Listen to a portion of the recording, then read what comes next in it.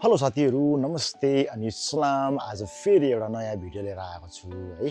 तपाईहरु जसले पनि मेरो भिडियो हेरिराख्नु भएको छ भने मेरो च्यानललाई सब्स्क्राइब गरिदिनुहोस् अनि लाइक शेयर र कमेन्ट गरिदिनुहोस्। म तपाईहरुलाई यस्तै राम्रो भिडियोहरू बनाएर राख्ने छु ताकि तपाईहरुलाई पनि सहायता होस्, सहयोग होस् कि जेएनएम फुल सम्बन्धी हजुरहरुको गार्डनमा पनि यति राम्रो ढकमक्क फुलहरू फुल्न सकून् र अवश्य पनि तपाईले मेरो च्यानललाई सब्स्क्राइब गरिदिनुहुन्छ भन्ने आशा गरेको छु। हाइब्रिड जेएनएम फुलकै कटिङ सम्बन्धी केही जानकारीहरू लिएर आएको छु है, जो तपाईहरुलाई धेरै लाभदायक अनि फलदायक पनि हुनेछ भन्ने आशा राखेको छु। र तपाईले देखिराख्नु भएको छ यहाँ अगाडि सबै पावर लाइटमा राखेको कटिङहरू है, यो सबै पावर लाइटमा राखेको कटिङ हो र तपाईहरुलाई यही जानकारी दिन मन लागिरहेको थियो कि पलाइटमा राखेको कटिङहरू पनि एकदमै राम्रोसँगले सर्छ है।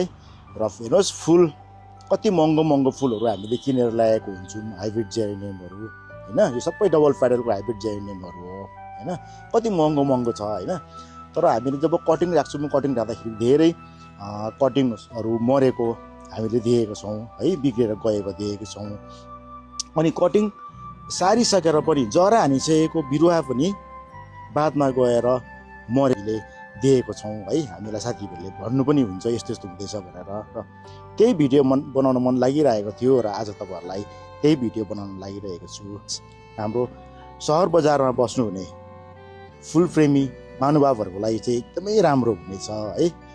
र परलाइटमा राखेको कटिङहरू छिटो अनि सजिलोसँगले सर्ने गर्छ र तपाईहरुलाई म देखाउन गइरहेको छु।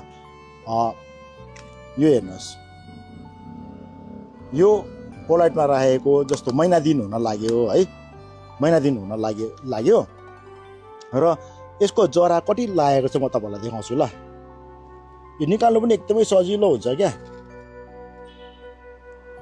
हेर्नुहोस् त यस्तो मजाले जरा हानेको छ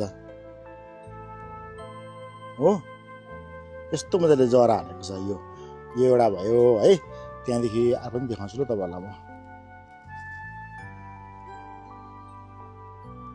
यसको पनि जरा राम्रो हानेको छ है, यो पनि देखाएँ तपाईहरुलाई।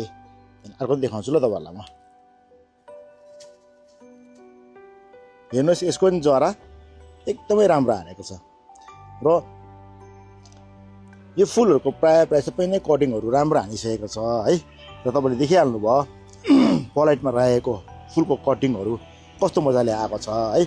यसलाई म कुन चाहिँ पोटिङ सोइल चलाउँछु त्यो पनि भन्ने छु है, ताकि तपाईहरुलाई विशेष मद्दत पुग्न सकोस्।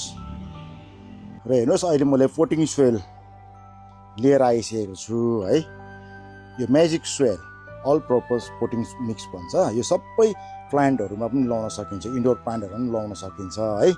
र यो सानो कटिङहरूलाई पनि एकदमै राम्रो हुन्छ। यो चाहिँ सबै अर्ग्यानिक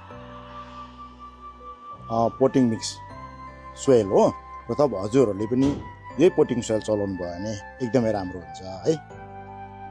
हजुरहरूले पनि यो म्याजिक सोइल पोटिङ मिक्स सोइल मगाउनु पर्यो भने अनलाइन जुनै पनि अनलाइनबाट सजिलैसँगले मगाउनु सक्नुहुनेछ है। पोटिङ सोइल म यहाँनिर लाउँदैछु। हेर्नुहोस् 3 इन्चीको पट हो, तपाईहरुले ठुलो पटमा चाहिँ हाल्नु हुँदैन है। कटिङ गरेको सानो बिरुवाहरूलाई चाहिँ हजुरहरूले 2 इन्चीकोमा हाल्दा भयो, नभए 3 इन्चीकोमा हाल्दा भयो है।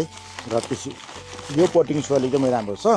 यो पोटिङ सोइलमा चाहिँ मैले धेरै फुलहरू राम्रोसँगले मतलब बचाउन सकेको छु है, लगाउन सकेको छु र तपाईहरुलाई पनि यही जानकारी दिए है। र यो पोटिङ सोइलहरूमा हजुरहरूले बिरुवाहरू लगाउनु भयो भने एकदमै राम्रो हुन्छ। र मैले यसलाई यसरी थपक्कसँगले यसरी लगाइदिएँ। सहर बजारमा बस्नुहुने जति पनि फुलप्रेमी महानुभावहरू हुनुहुन्छ है, तपाईहरुले चाहिँ यो पोटिङ सोइलहरू चलाउनुहोस्। किनभने हजुरहरूले सहर बजारमा गाईको मल खोजिराख्न, जङ्गलको मल खोजिराख्नु है, कोकोपिट भयो, यो धेरै कुराहरू क्या परलाइटहरू खोजिराख्न हजुरहरूलाई गाह्रो हुन्छ नि त। गर्दाखेरि चाहिँ यो चाहिँ रेडिमेड पोटिङ मिक्स सोइल हो है र एकदम राम्रो पनि छ यो नि तपाईँको अर्ग्यानिक हो र हजुरहरूले यो पोटिङ सोइललाई पनि चलाउनु भयो भने हजुरहरूको फुल एकदमै राम्रो अनि हेल्दी हुनेछ। अवश्य पनि हजुरहरूलाई आजको यो भिडियो धेरै ज्ञानमूलक लाग्यो होला र धेरै कुराहरू सिक्न सक्नुभयो होला, कटिङ कसरी राख्ने, कसरी बढाउने, कसरी हिर्काउने भन्ने विषयमा। र अवश्य पनि यो विषयलाई हजुरहरूले मन पराउनु भयो भने मेरो च्यानललाई फेरि सब्सक्राइब गरिदिनु होला, सेयर गरिदिनु होला, कमेन्ट गरिदिनु होला, अझै यस्तो राम्रो राम्रो भिडियोहरू बनाउने प्रोत्साहन दिनु होला। धन्यवाद।